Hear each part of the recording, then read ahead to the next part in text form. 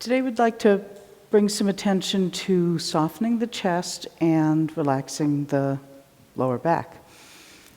Part of what happens with the work we've been doing of rooted in the feet, developed through the legs, directed by the waist, take shape in the hands, requires that there be a connection of upper and lower, and tension in the lower back and in the chest will kind of break that connection. So I want to do some shoulder rolls, and the first thing I want to bring up is that you want to be able to move your whole socket around. It's the shoulder roll looks like this, so that you see what we're going to do. And notice that as you stand here, you can move your socket quite a bit. It's not just in this dimension, but it can come forward and roll inward, and it can go up, it can come down and back and roll toward the inside, and then come down and make this big shape. You can do it in both directions, which we will. But you want to make sure that you're getting the maximum motion as we do this. When we do the form, we don't do a lot of moving of this, but that's because we expect it to already be open and free. And if you're holding a lot of tension through here, it will, doing these rotations in the full range will help relieve some of that tension and get things softened so that we can do the form and not have energy get stuck up here in the chest. So let's do, take a 70-30, and the arm that goes with your front leg is the one that's going to be making the motions. And as you start, shift into the back leg to help move the arm and socket.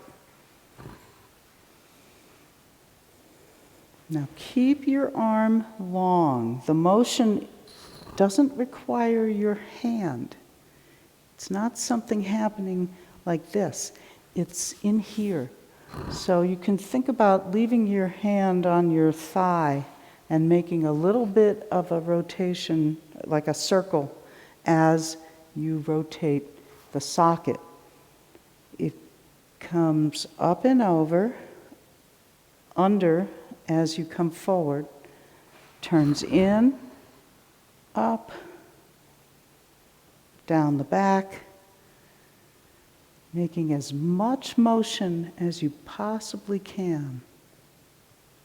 You might hear some crackling. That's okay. That's because you're making things move. And we'll do it once more in that direction, and then you'll start in the back and come up and over to the front, going in the other direction.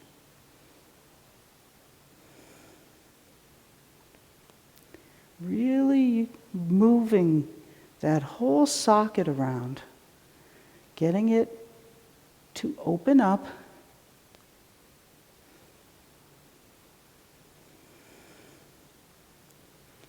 And just get as much mobility in there as you can. It's a little bit like giving yourself a massage. And now change legs, and we'll do it on the other side.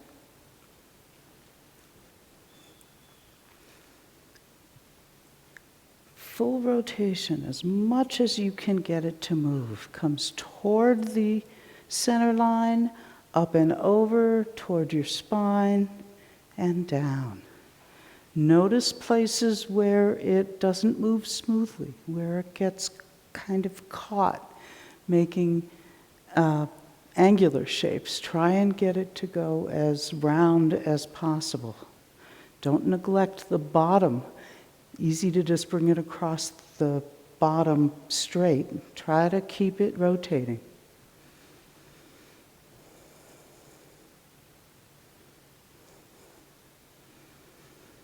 And this isn't about making your body go lower and higher. Try to keep more or less the same height. You're just shifting back and forth and making all the motion happen right in the socket. The socket is doing all of the rotation. And start in the back and come up and over to the front. Get it going in the other direction.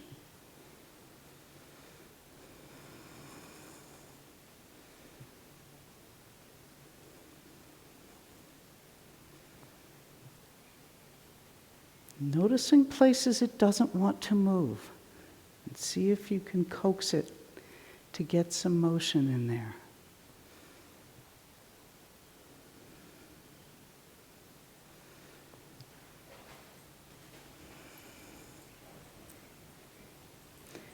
And we'll do one more round in this direction. And now, just stand 50-50, and we'll do both of them together. So use your knees, bend your knees, come up, and let your knees help you come back down.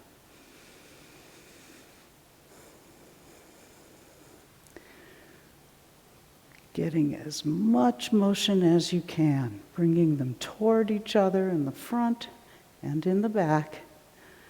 Trying to stay round so that it goes up over the top in a circle and under the bottom in a circle.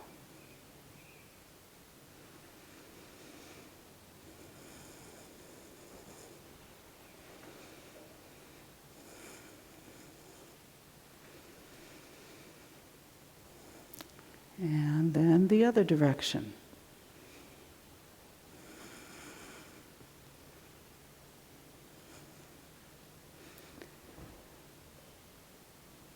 Toward each other in the back, toward each other in the front. Letting all those crunchy sounds tell you that you're getting things moving.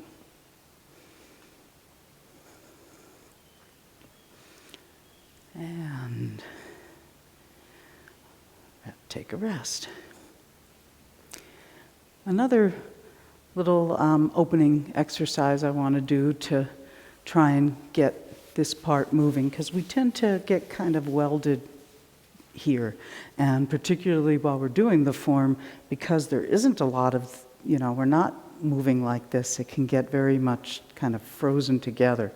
So I want to do the crane, and I want you to focus on letting this softly be stretched, not because you're pulling it to stretch, but because you're just letting it give and lengthen and open gently across your chest. So let's do some of the crane. You step forward. We'll just leave the back foot connected at the ball. And I want you to focus on this part here where you open the chest.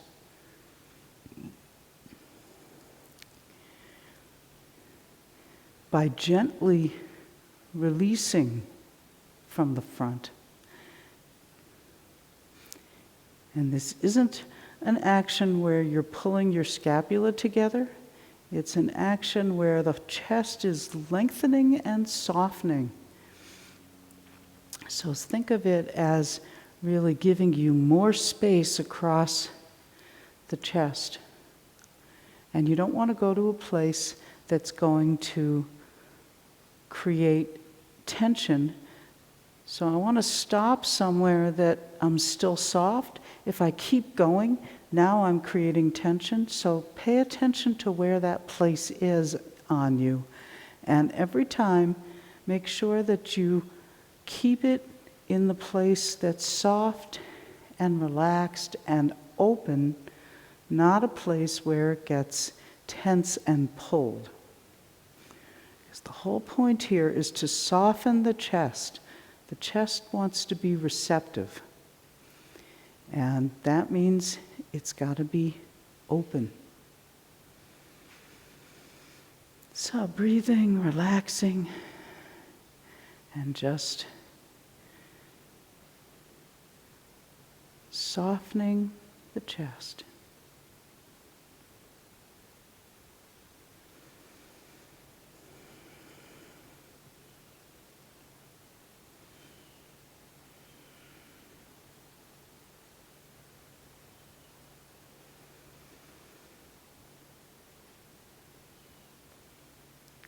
And it doesn't matter how far your arms open. What matters is that it stays soft across your chest as they open. And as you do this, you might be able to get your arms to open more while keeping it soft. That's fine.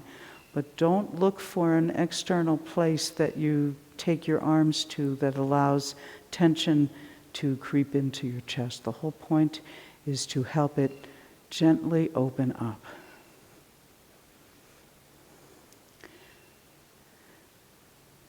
So we'll do this another time on each side.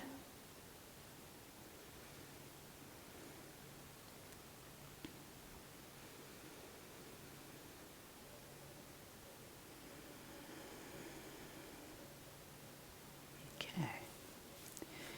And you can just stand here and just sort of feel across the socket, the pecs. You want it to feel soft. You want it to give. When you massage it, it should give under your fingers. This is not unrelated to the damned arm swings. We won't get into that right now, but do feel that as your arm moves, there's some give.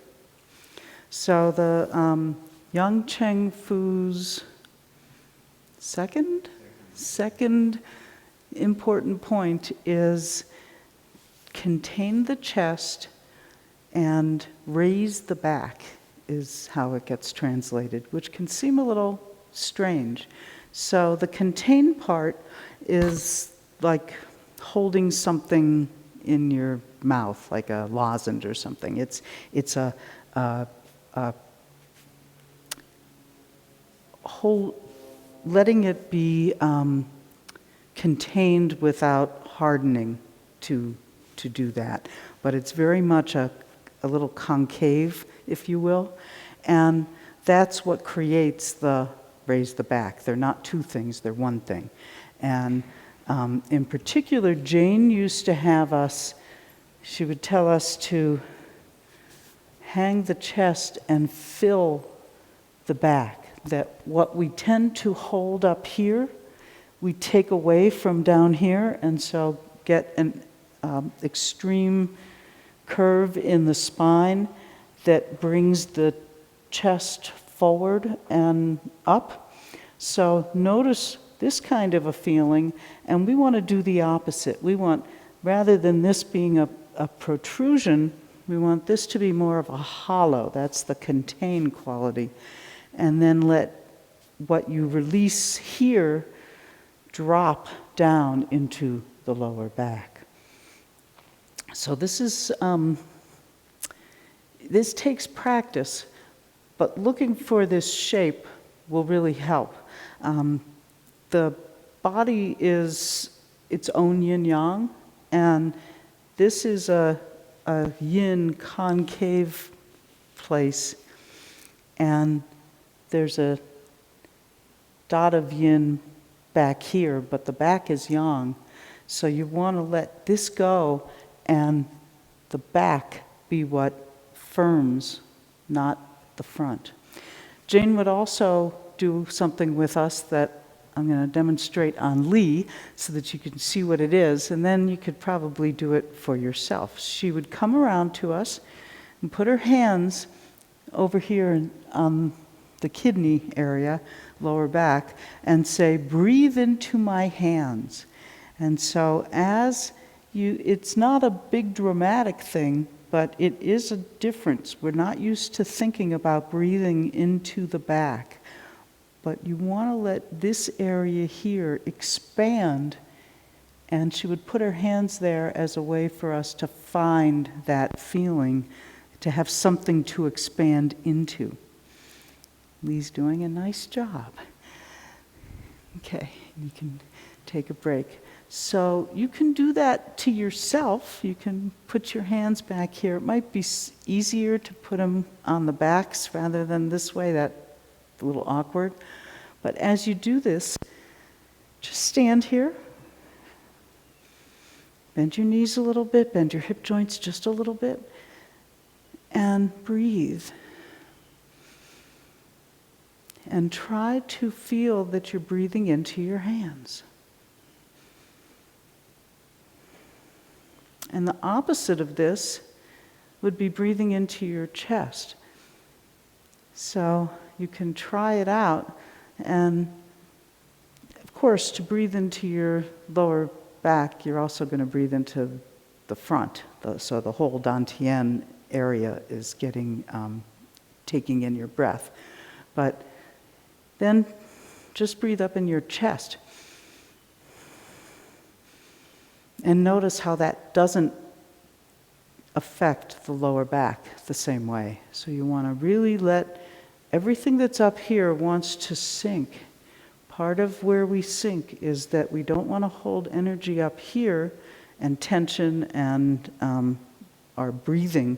Sure, the breath will make its way up there, but you don't want to just make this be where you're breathing. Try to get the breath down lower.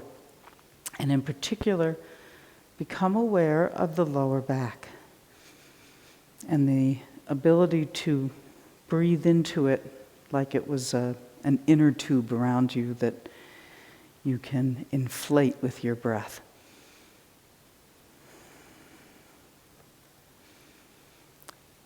So now that you're getting an idea about this feeling, let's do a first third, and I will keep reminding you to soften your chest and breathe into your lower back.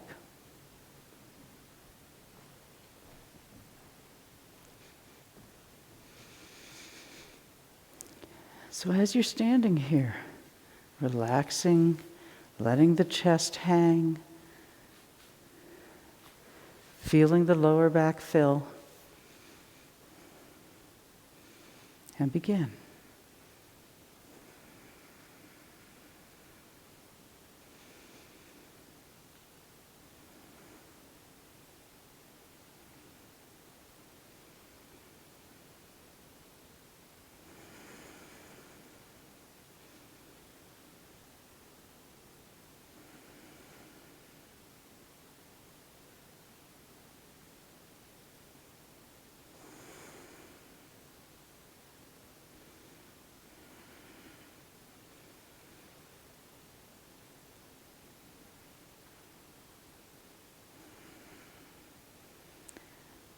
Feeling the lower back.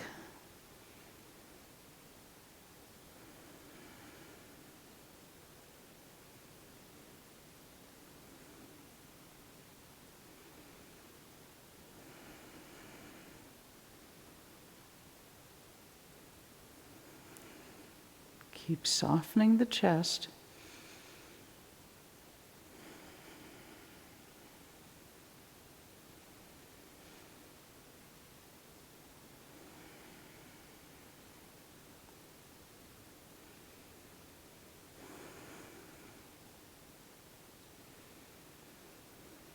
Looking for that elastic feeling that you got doing the crane.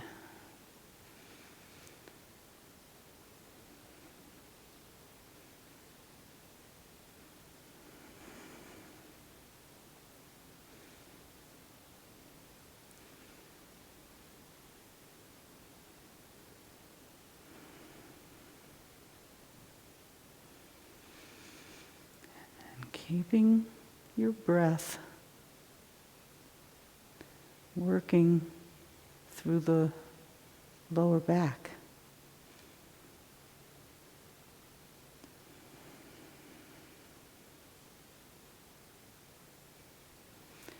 When we do something hard, it's easy to hold the breath and pull it up into the chest. So keep returning to the lower back. And letting the breath fill from below.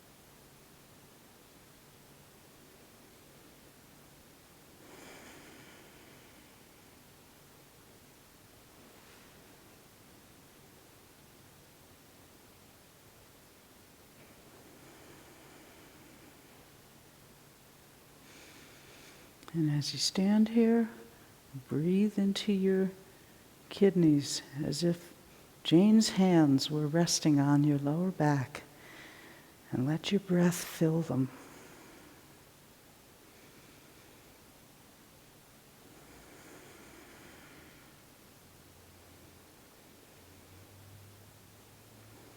And close.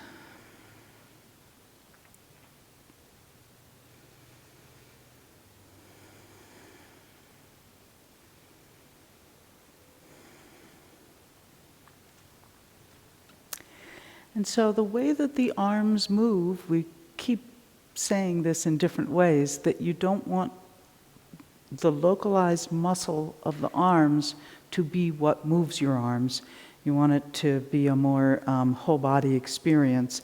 And in particular, that you're not tensing through here in order to get your arms to move. So we could look at something simple like going from press into push and noticing how hanging the chest, containing the chest, filling, raising the back will give you a different experience of how to move your arms.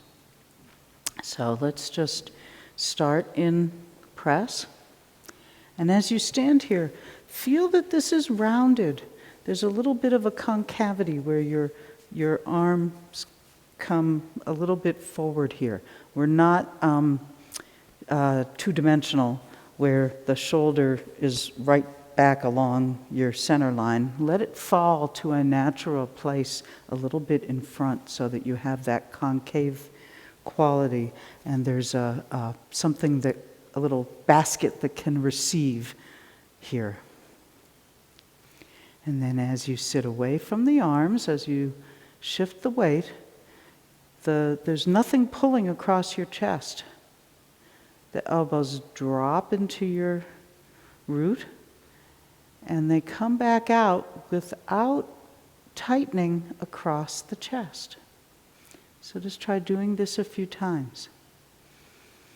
Sitting into the back leg, hands drop, and come forward, keeping that feeling of receptivity in the chest.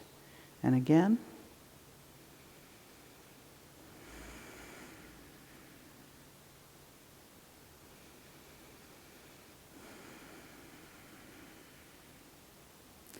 And now I want you to do it once where you put one of your hands over here. So you can sit away and then take one hand and put it right in that socket, the place where the joint is.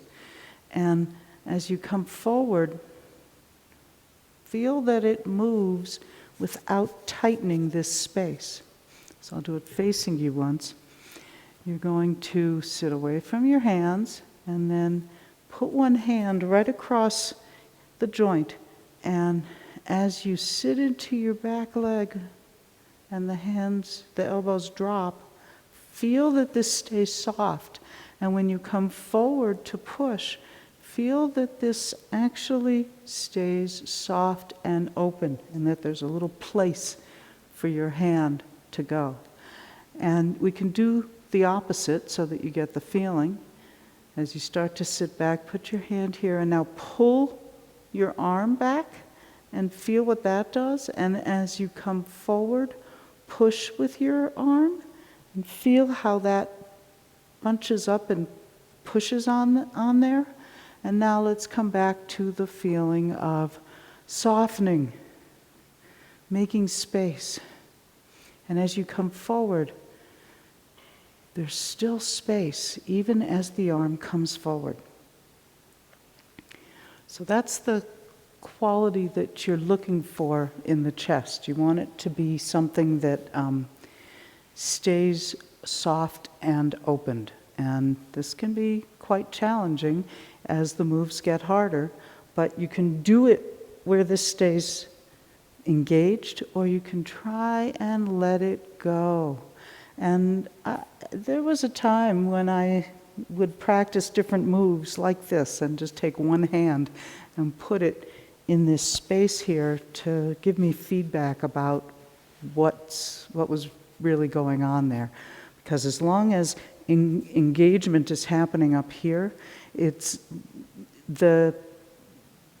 not going to, the it that's rooted in the feet, isn't going to make it out to your hands. Part of how it gets out to your hands is that the chi sticks to the back, and the back is full, and the front is receptive, and then it can make its way out there. But when you close things off here, then we're stuck. So let's do another first third, and just try to perceive that all this is open and free.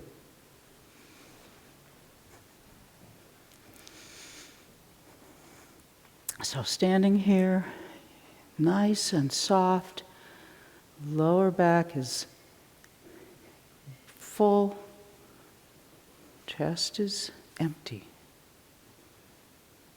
And begin.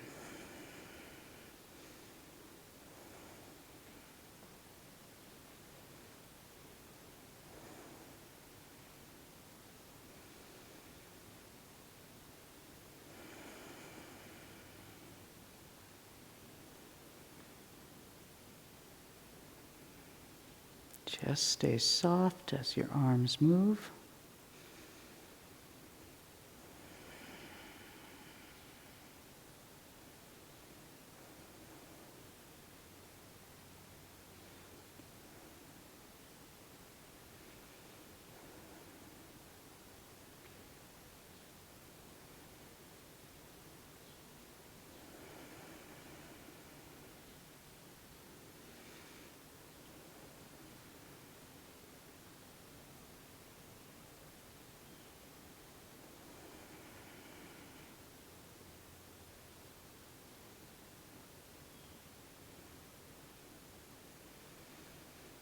Continually releasing the chest and filling the back.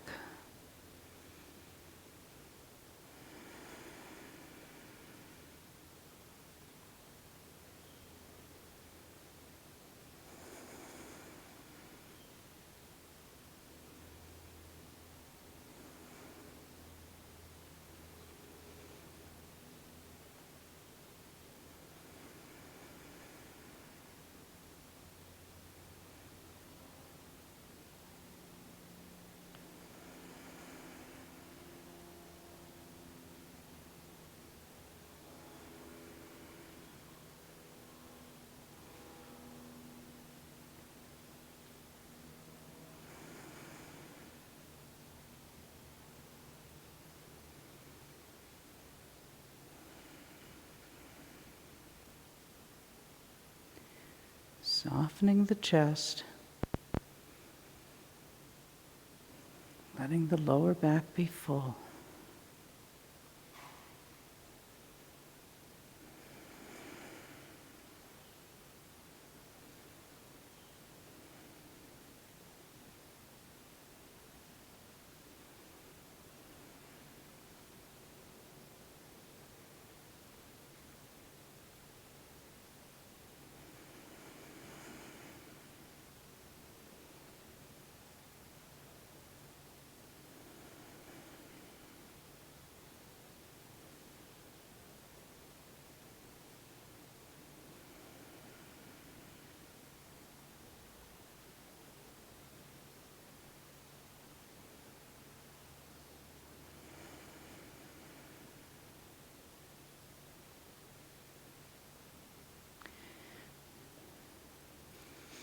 Now, don't get caught up in your arms. Keep the breath happening down in your belly and lower back.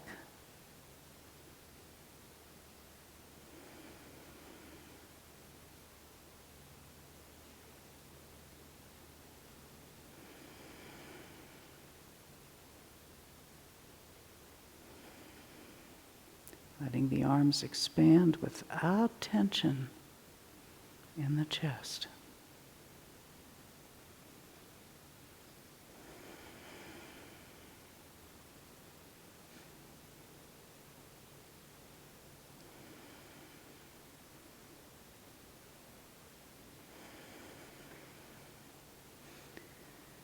Standing here and feeling chest soften, the back fill.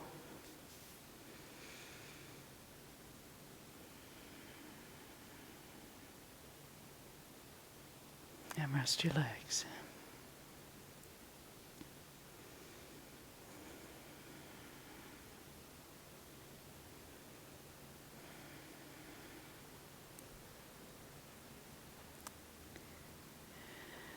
So I'm going to turn this over to Lee in a moment.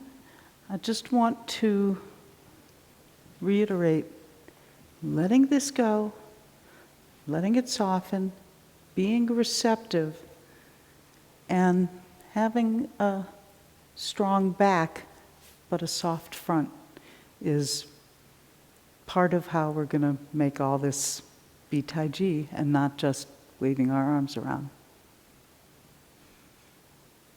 Great. Let us continue.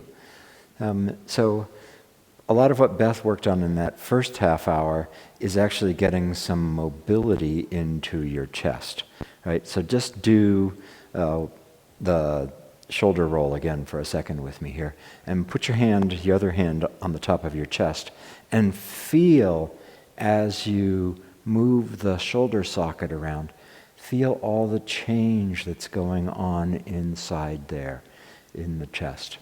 So feel what happens when the shoulder blade goes towards the spine and the back. This gets stretched. It'll be a little taut, not because you're holding it, but because you've made it lengthened.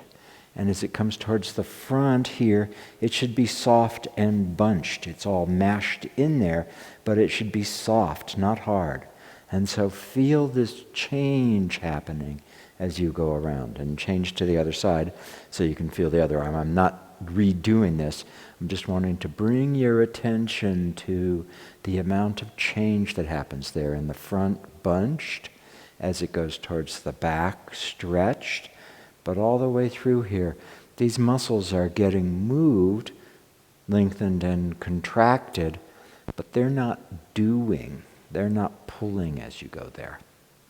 And then if you do the crane thing, if you bring an arm out to the side, put your hand again in the shoulder here, and feel what happens as you move it there. There's a lot of change happening, and you can do it on either side. Really wanting you to bring your awareness to all of that change that happens there. And so there's a reason that we do the chest and the back together. And start paying attention, like Beth said, to the lower back. Don't worry about the upper back. A lot of times when people do this, contain the chest, raise the back, they end up tightening in the front and feeling like they're trying to pull up from back there someplace. So that's not it. Let this hang, let the lower back fill, and then from there, it'll continue to rise up the back. But these two things happen together. It's not, okay, contain the chest, and then tomorrow work on fill the back, raise the back. It's one thing, and we're describing both sides of it. And so just like with the shoulders, and needing to get this whole piece mobile and movable, you've got to find motion in the lower back here. And what happens is, many of us, not even realizing it, I guess I'll turn to the side, arch our lower backs a little bit, and the pelvis is fixed in place, and it's fixed at an angle where it's actually pointing down towards the front. The rear part of my pelvis is higher than the front part. It's pointed down, and that's because I've tightened the lower back. And what we need to do is let the lower back loosen and hang so the pelvis can actually be parallel to the ground, and it can be soft there. But you can't do that if it doesn't move. So just like the shoulders, a lot of times, people who are real strong and fit will have really locked, tight chests, and they won't be able to move. This doesn't go anywhere. And so the same thing happens to us in the lower back. We tighten our lower backs, and it forces our pelvises to point to be tilted forward, and we don't have any motion there. So I want you to try to get the feeling of motion with it. And so we're going to go to extremes. And I'll spend some time doing the sitting down and crossing hands and standing back up. And what I don't care about the crossing hands right away, but what I want you to do is sit down And when you get down, when your knees are bent and you're down here, put your hand on your lower back and then feel what the angle of the pelvis is. And if the back is arched at all, release it. That doesn't mean tuck. You're not pulling it under. That means just let go and let it go down. So I'm trying to have a feeling of dropping, not a feeling of pulling under. Right? This is what we call couch potato hips. So I'm not just, or Mr. Natural. Right? I'm not trying to be Mr. Natural as I walk through here. So I want my hips under my shoulders. So sit down and really let that lower back go. It's like you're sitting in a chair. So when you sit in the chair, you don't have to do anything. The lower back can relax. And now stand up, and we're going to stand up all the way until your knees lock. And now feel what that did. It almost certainly makes your butt stick out and your chest stick out and your lower back is arched. And now sit down, and as you sit down, feel the lower back giving. So you get down to the bottom here where the pelvis is actually parallel to the ground, not tilted either way, and stand up. And there'll be a place, which is as far up as we'd stand in Tai Chi, where the lower back is still relaxed and the chest is still hanging. And then stand up the rest of the way and lock your knees. And feel how that sticks out your butt and it puts something into your chest. Put your hands there. And now sit down and feel the lower back soften. The chest can hang, go down. Get this feeling. Stand up to Tai Chi all the way up where the lower back is still hanging, the chest is still soft. And then lock your knees and stand up the rest of the way. And feel what that does. Chest out, back arched, butt out. Sit down, let that change. Coming up, notice that when you lock the knees, feel what it does to the lower back and the chest. And then sit back down.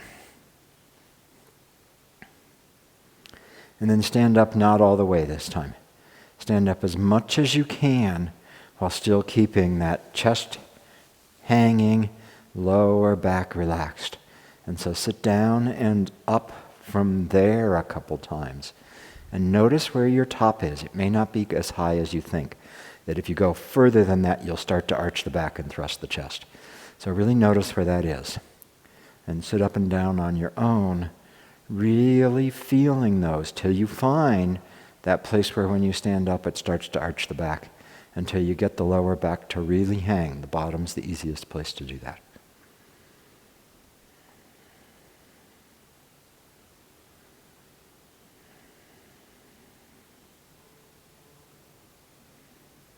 And sit down and back up one more time.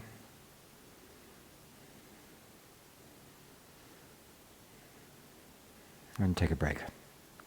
So this letting the lower back actually go is not easy. And this will take time for you to change. We go through life, many of us, with a habitual thrusting out of the chest and an arching of the lower back. And this is a held place. This is part of how you hold yourself and approach the world and just, it's just what you are. And as I'm doing this, my stomach is tight, my chest is thrust out, my lower back is tight. And it can feel strong. I feel strong. I'm entering a room. I'm making a difference. Everybody's noticing me and as I come in here. And so it can be really hard to let that go. Let that go and develop this receptive front, this receptive chest. And so the stuff we're working on today and again on Thursday is not something that's going to change for you overnight.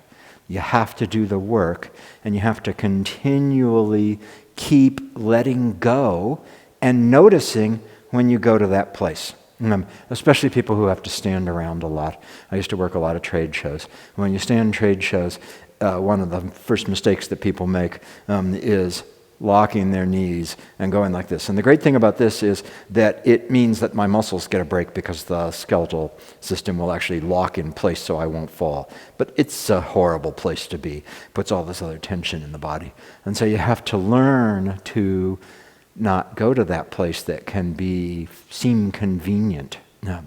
And so you need to reprogram your sensation, your feeling of what the right place is, so that warning lights start going off when you do that arched back and thrust out chest. And you notice it. You notice it if you're standing in line at the grocery store and you start doing it then. You notice it if you're, entering a potentially stressful meeting, and so you start doing it and you adopt your power posture. You notice those things when you do them, so that you feel that happening in yourself. And it's going to take time. These muscles here are difficult for us to get access to and to move, and so we lock them in a shortened place and we don't even know it. So you've got to let this happen. So give yourself time to change this. Along the way, you've got to actually get things moving. So Beth talked about getting all the muscles around the shoulder and the chest moving when you're doing one of these things. We got to do the same thing with the lower back. So, one of the images is that the pelvis is like a hammock. So one of the pins of the hammock, one of the places it's supported is on the top of one thigh, and the other is on the top of the other thigh. And the pelvis is here underneath them. And so like a hammock, if you have a hammock and you've got the two pieces that it's hung off of, the hammock can swing back and forth, right? I'm hung here, and the hammock goes like this. As I swing back and forth between it, hung here, the hammock is swinging. And so the pelvis needs to be able to do that too. It needs to be able to swing as you do this. And so you need to be able to let the lower back, so it actually comes to the place where the front of the pelvis is higher than the back, and then let it go to the place where the back of the pelvis is higher than the front, and it's swinging back and forth here. And so go ahead and put your hands so your fingers are right here in the hip joint. The hip joint, femur comes up, comes in, enters the pelvis here. Put your fingers right in the hip joint, and then feel the pelvis moving back and forth between those. So you actually get some motion in there, because we habitually tighten the muscles that go across our back, and we're not able to move them. They're out of our conscious control. So go ahead and do this.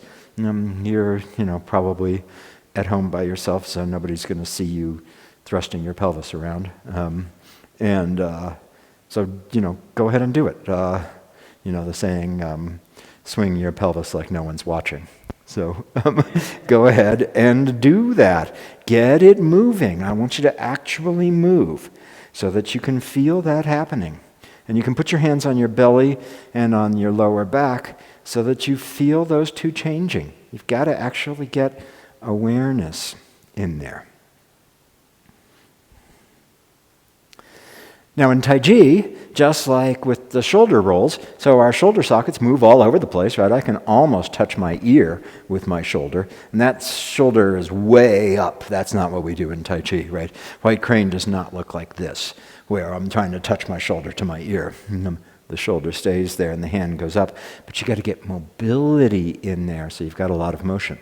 The pelvis, in Tai Chi, we're not doing these pelvic swings as we go. It more or less stays parallel to the ground, but there is a little action that'll happen in it as you go in and forward and back in a 70-30, as you go in and out of a move. And that action isn't because you're doing pelvic thrusts and with muscles moving it. It's because the whole shape of the body allows the pelvis to swing a little bit. It's the hammock, and you're riding in the hammock. So one of the great exercises for finding this, and we'll do it a little bit, is strolling heroically, the last of the 18 therapies. So we're going to do this some, and we'll just review it first. Let's walk this way so that we've got that. Okay, so start with your feet parallel. Put your hands on your hips so that you can really feel the hips, and step forward with one foot. And sit down to come into that foot. Stand up the front leg and let the rear foot stay connected with the ball. Sit down on the front leg and come underground into the rear leg. Stand up until you pull the ball of the front foot off the ground. Sit down and come up the front leg and release the rear foot and let it take a step. Sit down, shift underground, come up the front leg, leaving the rear foot connected to the ball. Sit down on the front leg until the rear foot's on the ground. Move backwards. Stand up the rear leg until you pull the ball of the front foot off the ground. Sit back down, shifting under the bridge, up the front leg, ball of the rear foot connected, let the foot swing. So do that on each side again, forward, and then underground into the back. And forward, and step. And forward, and then down, underground into the back. Pull your front foot off the ground. Underground into the front. And step, since we're stopping, 50-50, feet parallel. So that's the hero stroll, strolling heroically.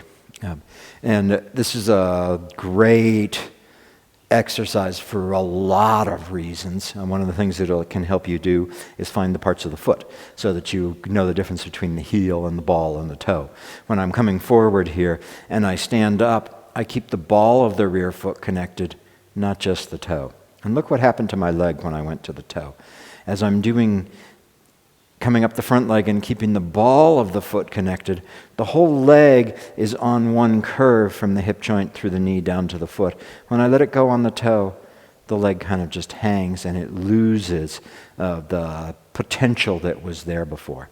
So as you're working on this, it can teach you about the different parts of the foot, which is super, super important. We spend a lot of time on that. The thing I'm interested in today, though, is what it does to your pelvis. So watch. When I'm up here on the back, my pelvis is parallel to the ground. I sit down, and as I come up the front leg, the pelvis will gradually tilt forward slightly because the rear leg is holding me behind. If I let my foot go down to the toe, then the pelvis will come back parallel to the ground. And all the oomph goes out of that rear leg. So as you come forward here and you stand up, your sit bones are actually going to stay a little bit behind. They're pointed back towards the rear corner, not straight down. My pelvis is angled slightly forward. And when I release this leg, the pelvis comes back underneath me. So this has got that aspect of the swinging hammock happening as I step. And it's part of what makes the foot step. When I come forward here, when I release the leg, the pelvis comes underneath me and the foot just swings. If I instead let the foot come down to the toe, you see my pelvis is now parallel to the ground, and I'm going to have to pick that foot up and move it. So I really want you to try to get this feeling. It's a feeling of stretchedness through the rear leg. The rear leg is long, not short. If you thrust out of the rear leg, it'll make the rear leg short, and then you can't actually pick that foot up without doing anything. If you let the rear leg go slack, then again it's short. There's no feeling of tautness through it, and there's nothing to let go of to make it move. So you have to pick it up. So try this. Come forward, stand up the front leg, leaving your rear leg behind as long as possible. Leave the heel on the ground as long as possible, and stand up because you stand up the front leg in order to peel that heel off. Notice that your pelvis is slightly tilted. And now let that foot just swing. And when that happens, the pelvis comes underneath you. And now we'll forget about the forward and back. Do it on the other side. Come up, peeling the rear foot off the ground. The rear leg is long. The pelvis is tilted forward slightly. And let it go and feel the pelvis come underneath you. Now, do it the other way so you get that feeling. Come forward the front leg and just let the rear leg be completely slack and see how your pelvis is parallel to the ground. And now, step, you have to just move that foot. And sit down and come forward. As you stand up, you'll feel the pelvis start to tilt forward, and then let the rear foot come onto the ball, onto the toe, and see how the pelvis is parallel to the ground. And now when you step, you had to just move that foot. So there's a bunch of things going on in here that are driven by this chest and lower back action and by the slight angle of the pelvis. And this, of course, is true in all of Tai Chi. As I'm coming into push, I'm in that place, and as I release down into the front foot, I let the pelvis come back parallel to the ground. It's a very small change. I'm definitely not thrusting with my chest and then tucking. That's all active. But as I come forward into a 70-30, you'll feel that the sit bones lag behind slightly, and then at the final position of the 70-30, the pelvis comes back parallel to the ground underneath you. So this is small, but you've got to get these parts moving in order for that to all be dynamic. So let's do the hero stroll a little bit more, and then we'll do another first third to wrap this up. And I really want you paying attention to this. We'll do the full-blown forward and back, forward and back. So starting with the feet parallel, hands on your hips, step out, sit down underground, stand up the front leg, and notice the lengthening of the rear leg and the very slight tilt of the pelvis. Sit down the front leg, and notice as the rear foot gets on the ground, your pelvis is parallel to the ground again. Standing up, and do it again. Forward, standing up, rear leg is lengthened, pelvis is tilted forward slightly, release, pelvis comes under you. Underground, up, sit back down, notice as the pelvis gets parallel to the ground again. Underground, standing up, tautness in the rear leg, lengthened, pelvis tilted slightly, release, pelvis comes under you.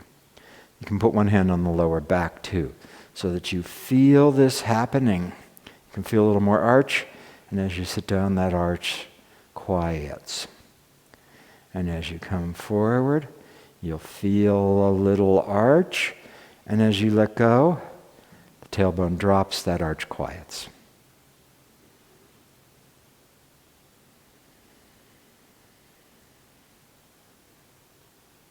You can also put your other hand on the chest so you can see if you're thrusting your chest out or not. And feel the give in the chest that happens when you step. So here you'll feel the mirrored arch in the back is in the chest. As you sit down, you can feel the chest giving and hanging. And as you come forward and stand up, you'll feel that in the chest and the lower back. And when you release and step, you'll feel everything give. Let's back up and do that again a couple times.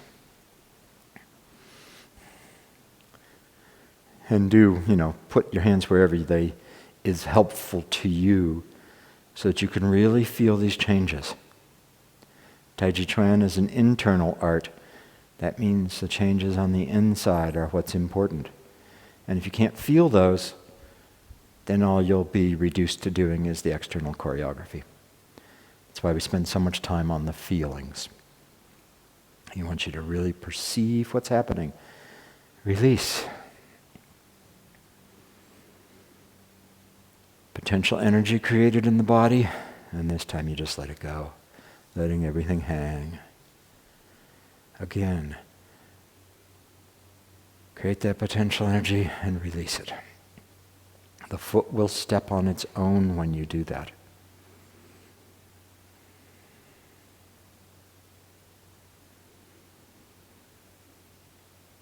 And release.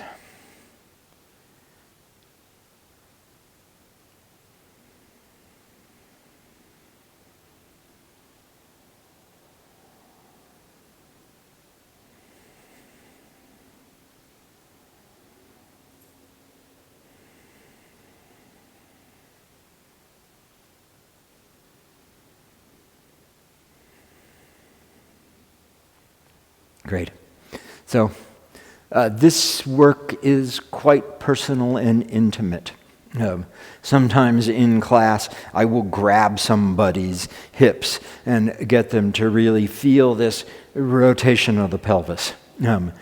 I don't know if that's particularly effective because it is so personal to be grabbing somebody there. So grab yourself and go ahead and find these feelings. You'll need to practice it. You'll need to do the shoulder rolls that Beth talked about. You'll need to do the crane to get the chest open. You'll need to really feel what happens when you lock your knees, how that mechanically forces that shape to happen. So you need to really get that. You'll need to feel what it's like to have the pelvis swinging here so that when you get up and you release, you really feel that happen. This release is from the chest down through the lower back, and it plays all the way out into my foot. Rather than me being in a held, quote, neutral place, and muscling my leg. So part of what we do in Tai Chi is we create conditions where when we let go, relax, it causes something to happen. And so if you create positions where when you let go, nothing happens, then you have to use force. So when I do this and I'm holding myself and I've let the rear foot come onto the toe, I'm held completely parallel. When I let go, it doesn't go anywhere. So when I let go from here, then I just step. If instead I can create a situation without muscular force, but the potential energy is in the body, that when I let go, something happens, then I'm starting to move without efforting. I'm starting to move without force. And that's a little weird when it first happens, because we think we have to strive and do in order to affect change, in order to make things go. And, here I am, my foot steps because I just let go. That's not how it works. The way it works is I pick my foot up and move it and put it down. And so you may not even know you think that, but you probably do think that in order to walk, you have to do work. And the work is here. The work is in setting it up so that when I let go, the foot just swings. And then you can stay with that motion while it's happening and guide it and direct it without forcing it. So you have to work on this. Do the shoulder rolls, do the crane, do the standing up and sitting down, do the hero stroll, and really work on those till you find it, and then don't forget to do it in the form, because that's what, where it all comes together. So we're going to do a first third. We've done a lot of stuff this morning, and remember what you can while we're doing the first third. Okay, so starting right away here, notice that the knees are slightly bent, the lower back should be soft, the chest should be hanging. Straighten your knees and lock them all the way. Feel how that thrusts the chest out, arches the lower back, and come down just 1/4 of an inch to Tai Chi standing up. And keep that as we go. Go ahead.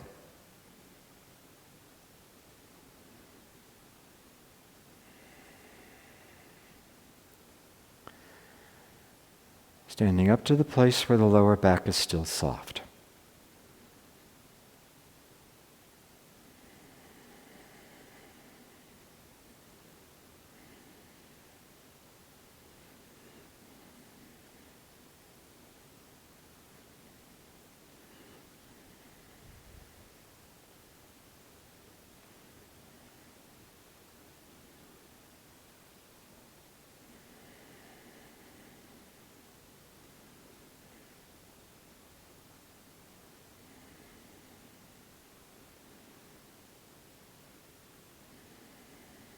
Chest is contained, back is full.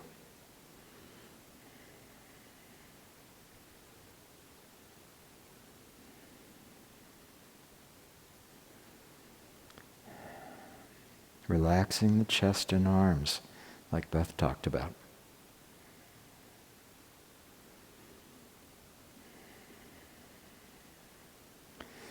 See if when you shift here it makes you thrust your chest, or if the lower back can soften and the chest can hang. And how about when you step?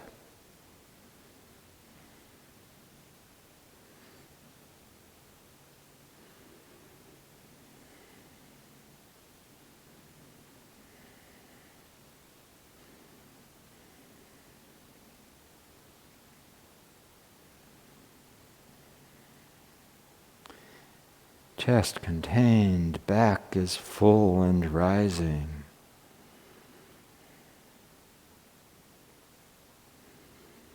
Right shoulder's completely relaxed.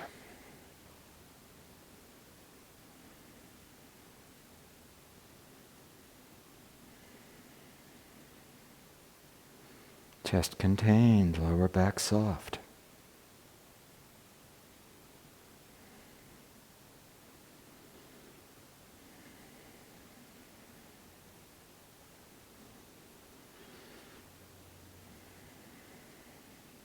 Notice the tendency to thrust the chest as you come into the final posture. And instead, keep the lower back relaxed and hanging.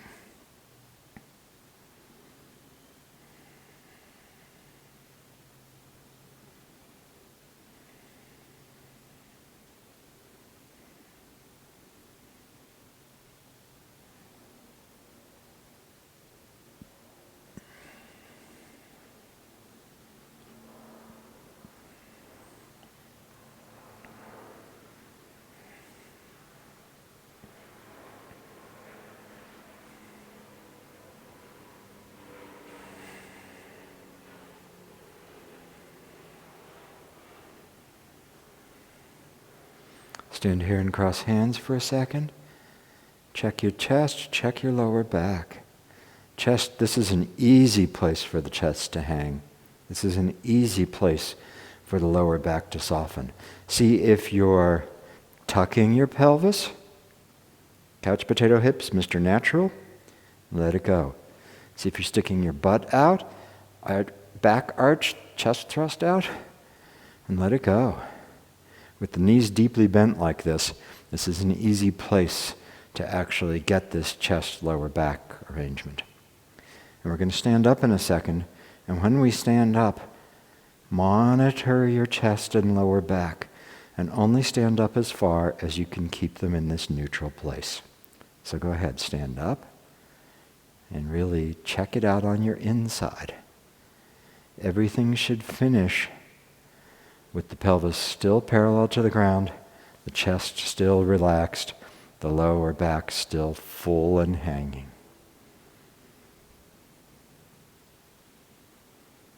And close.